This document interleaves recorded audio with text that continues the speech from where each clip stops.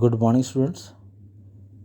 जब मैंने आपका पहला लेक्चर लिया था तो आपको मैंने एक इंट्रोडक्शन दिया था कि आपने 1 से लेके 30 एलिमेंट के नाम कैसे याद करने हैं। That is your own way to discover how you can learn. आपका अपना तरीका होना चाहिए कि कैसे आप लर्न कर सकते हो, राइट बेटा। यहाँ पे आपका सैटरडे एक टेस्ट है सम बेसिक कॉन्सेप्ट पे। Some might be learning, some might be doing extra hard work. सब कर रहे हो तैयारी, आई डेफिनेटली अश्योर दैट। मैं मानता हूँ सब बच्चे तैयारी कर रहे होंगे, बट मेरा फ़र्ज़ क्या है कि सैटरडे के लिए प्रिपेयर करना हो।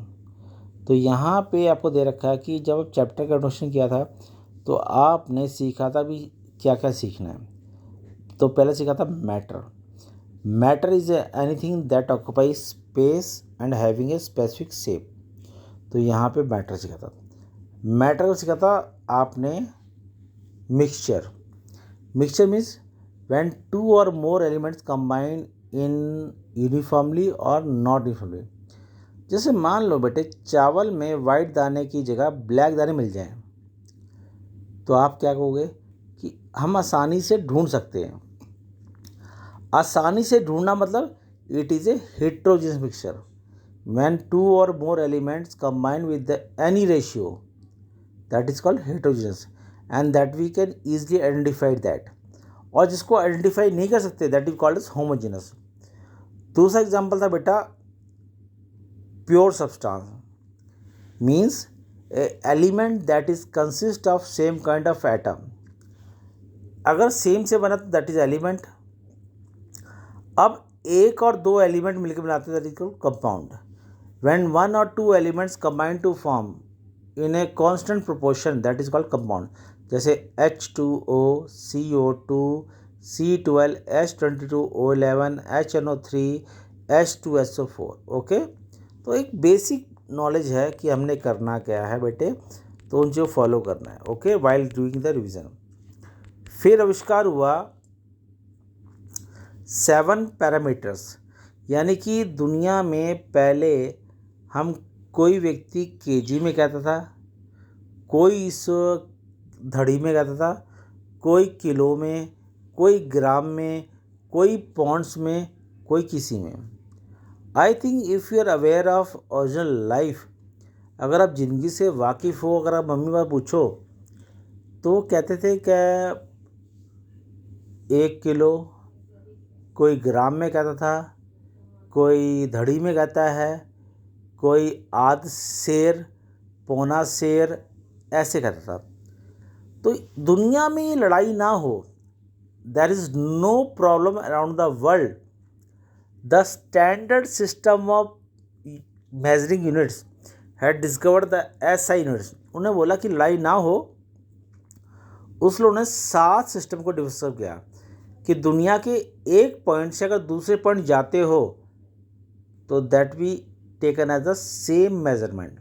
अगर मैं यहाँ से दिल्ली जा रहा हूँ और I am talking that 125 kilometre I travel, तो मुझे कोई ये ना बोले कि आई हैव ट्रैवल 75 माइल्स।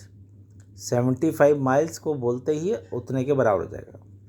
अगर मुझे लगे 40 कोस तो उतने के बराबर हो जाएगा, क्योंकि कहने के तरीके अलग हैं बट आंसर सबके सेम है। कोई ग्लास में तौलता है तो कोई किलो में और तो कोई ग्राम में। तो उसके लिए आविष्कार हुए a different 7 quantity whose units are taken in the SI form: length, time, temperature, mass, electric current, luminous intensity and amount of substance. तो ये 7 चीज़ें आपको ली गई और इन 7 चीज़ का दुनिया में प्रयोग कैसे हो रहा है, सेम तरीके से। अगर आप कहीं भी जाओगे तो लोग किलोमीटर में आंसर देंगे, किसी से टाइम पूछोगे तो टाइम आवर, मिनट और सेकंड में बताएगा। अगर आप किसी पूछोगे कि आपने कितना सामान लिया, 2 kilo 5 kilo, in all over the world it will taken as the same. तो इसलिए 7 चीज़ों का आविष्कार हुआ और इन 7 की हेल्प से बाकी का आविष्कार हुआ। ओके, तो प्रोसीड नेक्स्ट पे। तो आपको दे रखा है सिग्निफिकेंट फिगर। सिग्निफिकेंट फिगर मतलब क्या है? The digit which contains certain digit and plus one doubtful digit. आपको एग्जाम्पल देता कि A B C are the 3 member goes for the wheat flour mill. याद आपको बताया था। तो इन दैट सेंस आपको लर्न करना है और समझना है। फिर आपने याद करना है कि हम जो CO2, H2O, C12, H22, O11, H2SO4, HNO3 इतने फॉर्मूले करते हैं sir, how this formula comes? This comes from different law. This law known as law of chemical combination, mole concept. Law of chemical में देखो, ध्यान से देखो बेटे, कितने लॉ होते? 1 2 3 4 5। लॉ ऑफ कंजर्वेशन मास, अगर 1.5 किलो पानी में आधा किलो दूध मिलाओगे तो टोटल 2 किलो बन जाएगा। तो मास can neither be created nor be destroyed. Next है आपके लिए कि law of constant proportion.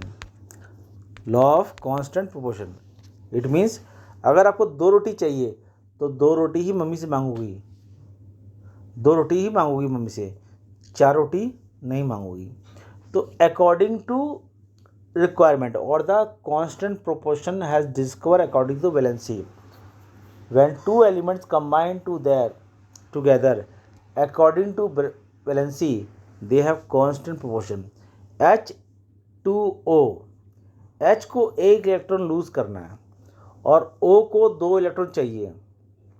O के नीचे 2 लिखो और H के नीचे 1 लिखो तो क्रॉस मिले H2O।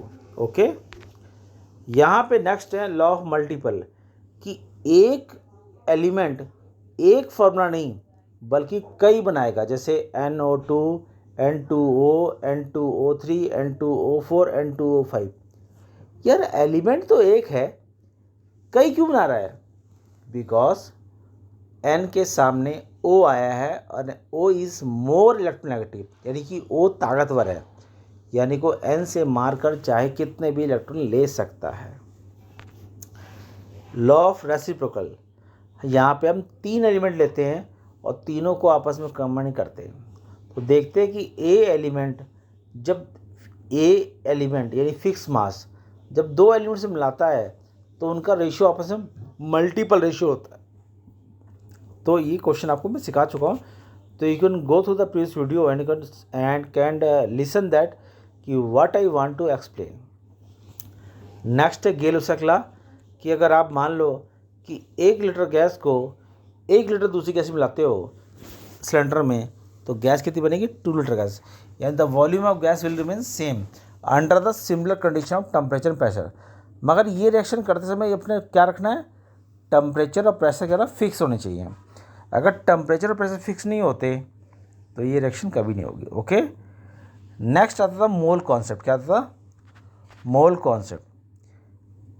इसके बारे में आपको मैंने डायग्राम बना के दिखाया था, याद करो, कुछ समथिंग लाइक दैट। एक डायग्राम बनाया था, एक यहाँ बादल बनाए थे, यहाँ लिखा था डिवाइड बाई, यहाँ लिखा था मल्टीप्लाई बाई, यहाँ लिखा था मल्टीप्लाई बाई और यहाँ लिखा था डिवाइड बाई, नीचे लिखा था मल्टीप्लाई बाई और यहाँ लिखा था डिवाइड बाई। अगर आपको याद होगा तो मोल कॉन्सेप्ट आप आसानी से समझ जाओगे, because the mole concept nothing but एक तरीका है जिसको हमें समझना है कि सर मोल कॉन्सेप्ट तो अब ये तरीका है कि आप सिखाना चाहते हो कि now we are grown up और हमें अब 12, 6 डजन ये नहीं बोलना, अब हमें आंसर देना मोल्स में। कितना देना है? मोल्स में, कि कितने मोल्स खाए, कितने मोल्स करे। तो मान लो कि एक दिन में, मान लो टेक इट कि 180 gram water you have drink, 180 ग्राम पानी पिया, तो अगर अमाउंट ऑफ वाटर 180 है that is divide by molecular mass. तो H2O, H का मॉलिक्यूलर मास 1 होता है, तो फॉर्मूला क्या है? H2 यानी 2, 2 1 जा 2। ऑक्सीजन का एटॉमिक नंबर होता है 8, तो मॉलिक्यूलर मास कितना? 16, तो 16 में 2 18। 180 को 18 से करोगे तो आंसर आएगा 10 मोल। कितना आएगा? 10 मोल।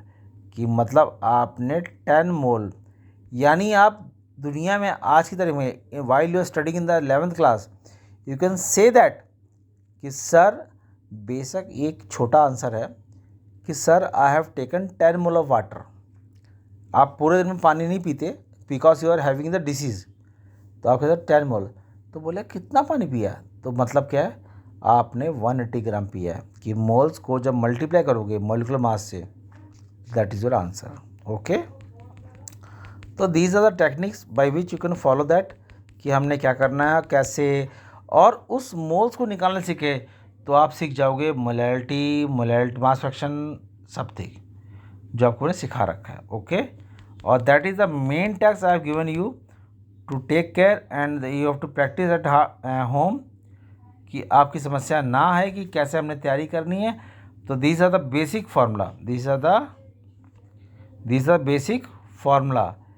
ये फार्मूले पेपर में नहीं आते, मगर तब भी आपको तैयारी तो करनी पड़ती है, because we are having ambition to appear in NET और द कंपटीशन। तो मैं आपके आज की तारीख में ये बोलूँगा कि आपको याद क्या करना है, मोलैलिटी,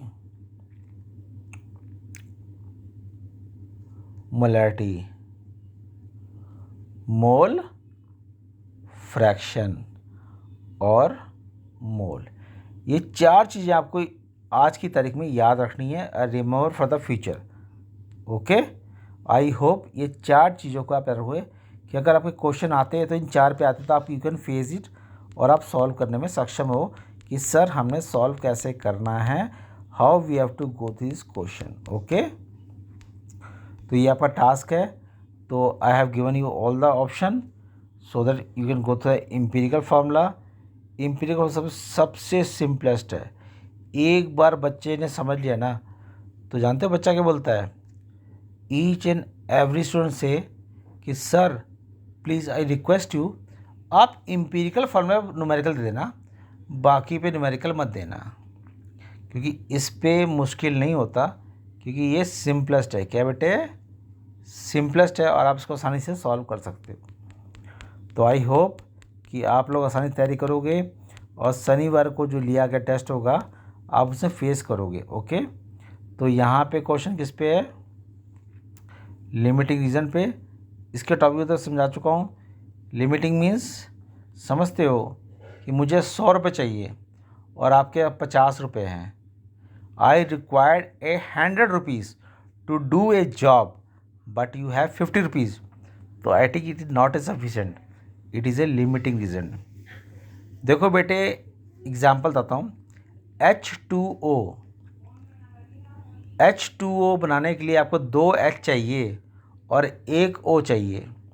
अगर कोई बोले मैं आपको ना O पूर्ण दूंगा, आधा O दूंगा, तो आप बोलोगे भाई मेरा H2O तो नहीं बनता, क्यों, तो आप आधा दे रहे हो। तो that is the limiting reason in simple language. So I hope कि इस टॉपिक को समझोगे and take it in your own language. I doesn't insist anyone to get cram और लर्न। मैं चाहता हूँ कि मेरे बच्चे समझें और समझ कर आंसर दें। ओके, अगर once you get through the topic कि समझ में आ गया तो you can definitely give the answer, otherwise कहानियाँ तो चलती रहती हैं, दिन और सवेरा होता रहता है। That is the flow chart and hope you will go the topic and practice hard and will try to succeed the test which will conduct on the Saturday. Okay, thank you and have a nice day.